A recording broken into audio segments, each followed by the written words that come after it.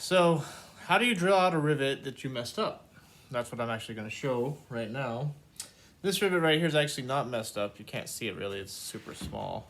But it's basically supposed to be holding a nut plate. And what happens is, I ended up cleat-going one of them, and then when I put the rivet in, it wasn't actually in, it was above it.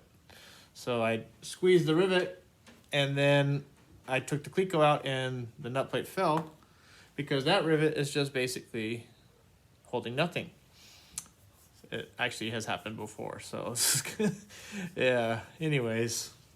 So take your time, otherwise you end up wasting time, which is what I'm going to do right now. Now, luckily, I've become pretty good at taking out rivets. So first thing I'm going to do is use this size. This is the, this guy is called a center punch, basically spring-loaded. Feel that? And I'm just going to basically make a little dent in the inside, right on the center. So I'm going to put this right on the middle. And then, there you go. Now there's a tiny little dot there. And that will just basically make it so that my drill won't walk around as I'm trying to set. You really want to get right in the middle of the rivet. So now this, by the way, I've got a little orange tape to keep myself from remembering which one it is, but I have a drill gauge anyways. But this one for sure is the one that I use the most for this. This is a number 43. So remember, the higher the number, the smaller the drill bit. So this is actually considerably smaller than these little holes. So let's go ahead and set this up. Now, when you're drilling these rivets out, you really want to make sure you get the head off. I know it's tempting, especially if you're like in a rush and you're doing 1,000 rivets, to want to just go all the way through it, but you just want to get the head off. So take your time, get the head off. So basically start slow. Make sure that your hole is centered and stays centered. Once it gets set a little bit like that and you're happy that it's in the middle. Now, I'm pushing fast with high speed, but I'm not pushing. So I'm just letting the drill really nice and smoothly get through there. So basically what I'm doing, you see all that little metal? I'm just holding the thing straight. You want to make sure that you're going straight through it. You see the reflection there? You can use that reflection. See, if it's perpendicular, that'll form a line. So if that's like that's not perpendicular, see? But that is perpendicular. So as you're doing it, you can kind of use that little trick to make sure.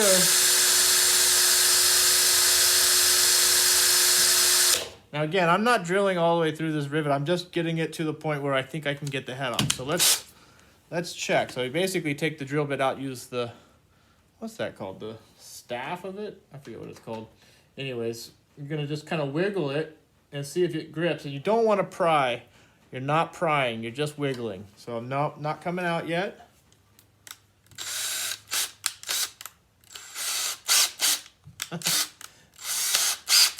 So drill a little more. Again, stay perpendicular. There's all my shavings. Just do little by little. Now I can feel it. I can actually feel. You start to feel when you're in, because it's got a lot more resistance. Now I can just very gently move it. Ah, you hear that pop? I don't know if you can hear that, but there it is, see? That is the head of the rivet. What's nice about it is that it's clear and it didn't break. If this thing breaks, it's a lot harder to get out. So you want to keep this thing clear. Don't let it pop off. Don't pry it off. Now, how do we get the rest of the rivet out? Because the back end is still in there. We want to get the whole thing out. We don't want to drill it out. If you drill out and first you don't want to drill the hole bigger than it already is. Second is you want that whole thing to come out clean so that you don't have anything left in between the two pieces of skin, okay? Or the skin and the spar. So let's see, what we're gonna do, I'm actually gonna drill just a little bit more, because now I know where the center of the hole is of the skin. I can really control it.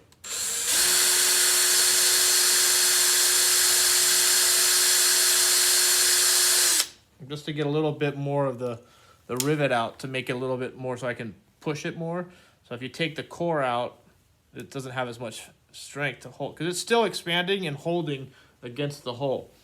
And then what I can take is this punch here.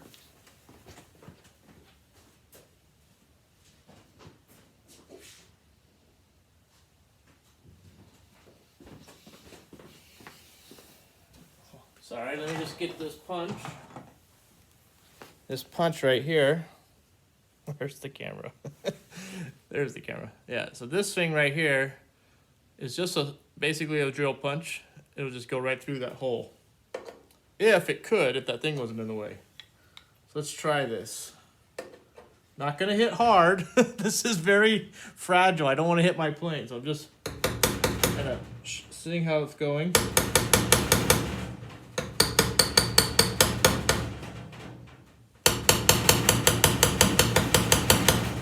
Nope, not quite ready to go.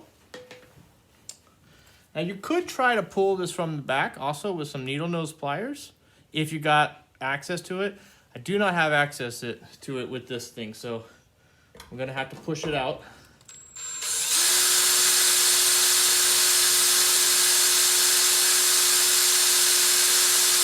Again, it seems like a lot, but I'm just holding it there. Very little forward pressure.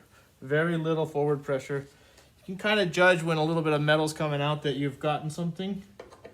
And now, ta-da! It went through, see? Sticking all the way through. All right, so that's it. Now the hole isn't damaged. It's nice and clean. And don't forget to fish out. Oh man. It's in there. This is the best part of the video.